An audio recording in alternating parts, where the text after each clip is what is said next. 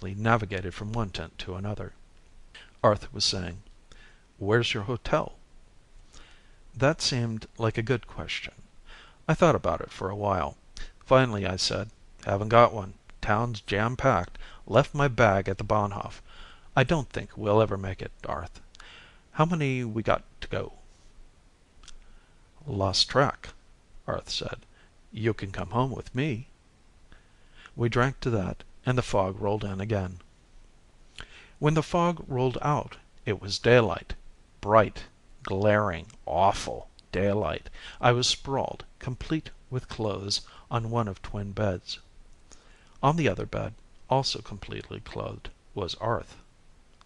That sun was too much. I stumbled up from the bed, staggered to the window, and fumbled around for a blind or curtain. There was none. Behind me a voice said in horror, "Who? How? Oh, Wodo, where'd you come from?" I got a quick impression, looking out the window, that the Germans were certainly the most modern, futuristic people in the world, but I couldn't stand the light. "Where's the shade?" I moaned.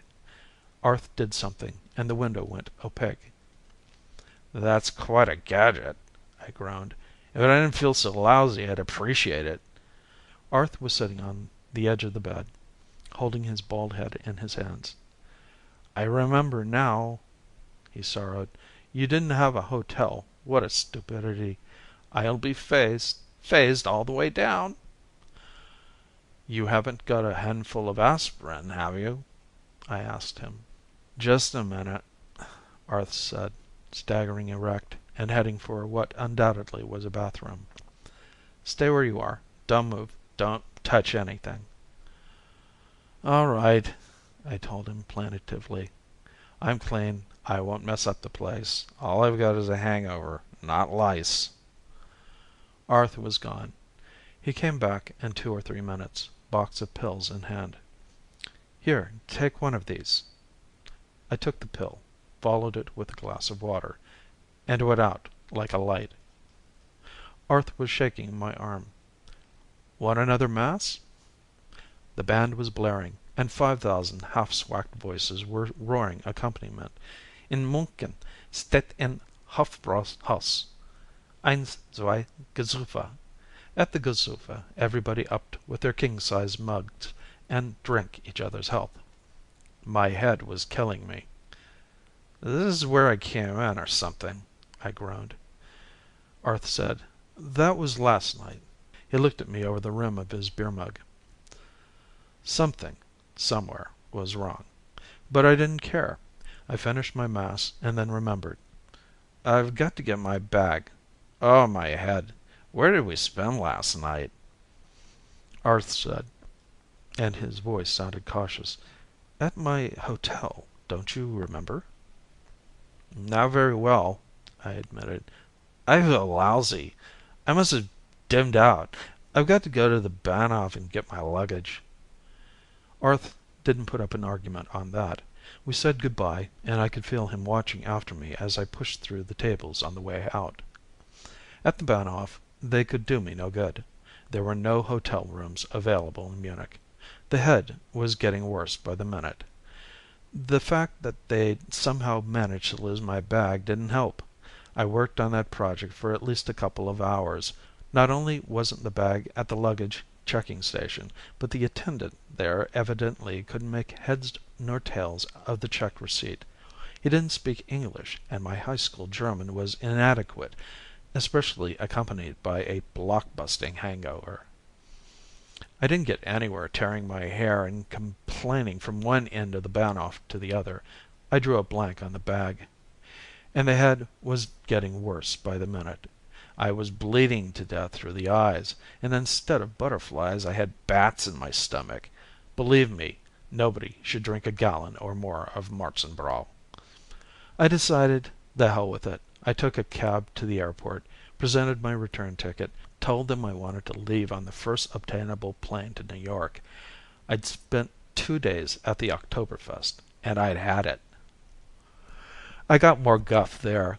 Something was wrong with the ticket, wrong date or some such, but they fixed that up. I never was clear on what was fouled up. Some clerk's error, evidently. The trip back was as uninteresting as the one over. As the hangover began to wear off, a little, I was almost sorry I hadn't been able to stay.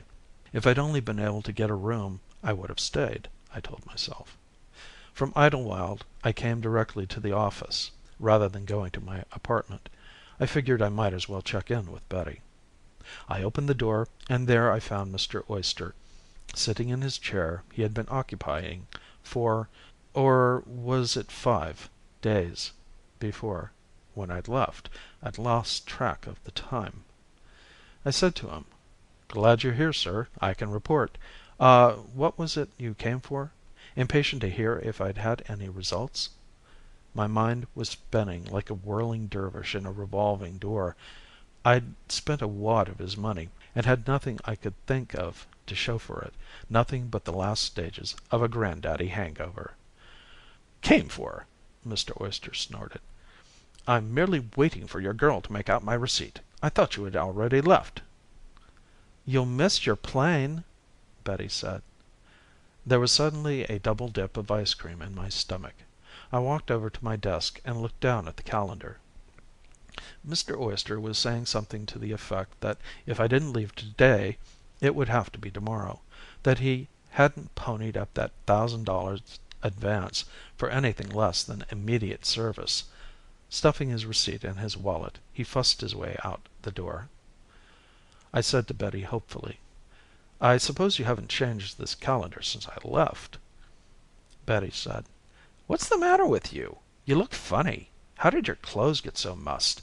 You tore the top sheet off that calendar yourself not half an hour ago, just before this marble missing client came in." She added irrelevantly, "Time travelers yet?" I tried just once more. When did you first see this Mr. Oyster?" "Never saw him before in my life," she said. "Not until he came in this morning." "This morning?" I said weakly. While Betty stared at me as though it was me that needed candling by a head shrinker preparatory to being sent off to a pressure cooker, I fished in my pocket for my wallet, counted the contents, and winced at the pathetic remains of the 1,000. I said pleadingly, "Betty, listen. How long ago did I go out that door? On the way to the airport?" "You've been acting sick all morning. You went out that door about 10 minutes ago, were gone about 3 minutes, and then came back." "See here," Mr. Oyster said, interrupting Simon's story. "Did you say this was supposed to be amusing, young man? I don't find it so. In fact, I believe I am being ridiculed." Simon shrugged, put one hand to his forehead, and said, "That's only the first chapter. There are 2 more." "I'm not interested in more," Mr. Oyster said.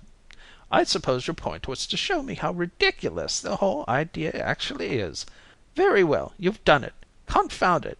However, I suppose your time, even when spent in this manner, has some value. Here is $50, and good day, sir." He slammed the door after him as he left. Simon winced at the noise, took the aspirin bottle from its drawer, took 2, washed them down with water from the desk carafe. Betty looked at him admiringly, came to her feet, crossed over, and took up the $50. "Week's wages," she said. "I suppose that's one way of taking care of a crackpot. But I'm surprised you didn't take his money and enjoy that vacation you've been yearning about." "I did," Simon groaned. "3 times." Betty stared at him. "You mean—" Simon nodded miserably. She said, "But Simon, $50,000 bonus. If that story was true, you should have gone back again to Munich. If there was one time traveler, there might have been—" "I keep telling you," Simon said bitterly, "I went back there 3 times. There were hundreds of them, probably thousands." He took a deep breath. "Listen, we're just going to have to forget about it.